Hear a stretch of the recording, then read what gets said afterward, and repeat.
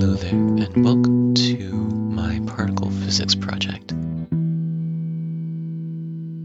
You have this block of particles here, and if you press T, you can see all the connections between them. Right now I have a lattice structure. Each particle is connected to all the ones adjacent and diagonal to it, and that means that if I pull on one, it spreads the energy, and it moves and tries to pull on all the ones that are beside it.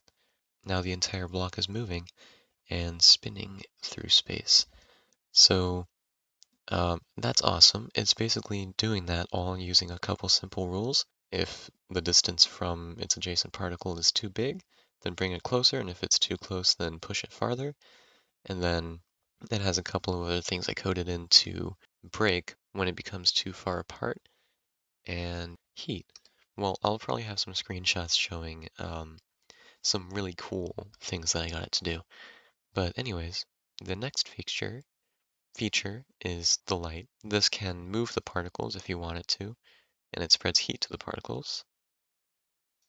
And you can actually use it to vaporize the block if you wanted to. So let's turn up the light intensity. And if we click, you see it moves the particles a lot, and then it starts vaporizing them. I'm not sure how realistic that vaporization process is, but if I turn on wall cools particles, all the gas particles will slowly cool down over time. But let's speed this up. And yes, that's another feature, the time step.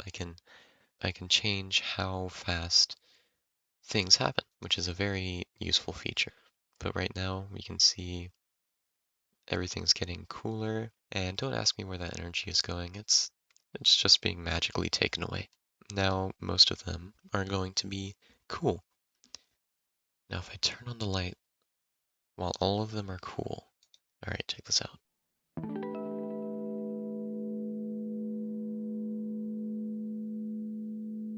It's just really fun to see how things closer to the light get heated up faster. Anyways, let's look at a couple other buttons. So we have the light move the particles, we have the walls cool the particles, and then we have collisions. So if we turn that on, things become a lot more laggy.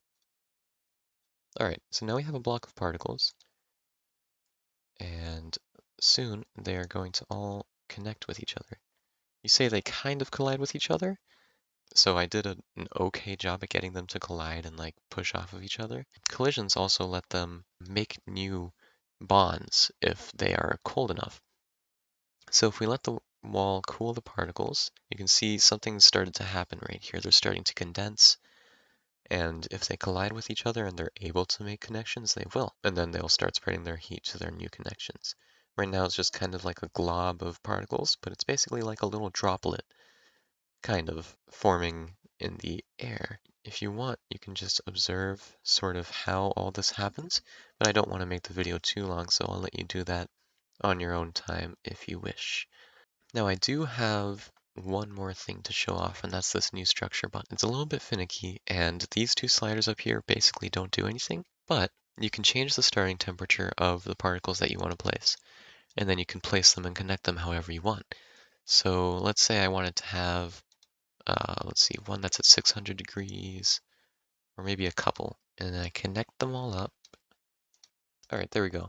So now we have this little mini brick, and if we place it down, we can see as the temperature evens out. But yeah, now you see it's moving and wiggling through space all on its own. And let's just whack it with some light real quick. There we go. In case you're wondering, it took me a few months to make this, maybe a total of like 80, 90, maybe 100 hours. I don't know.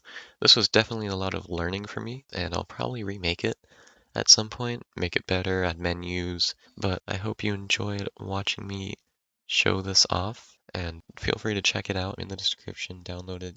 I'll probably have a couple videos and screenshots at the end showing its full potential, and I'll make a short video. But anyways, Spud Guy out.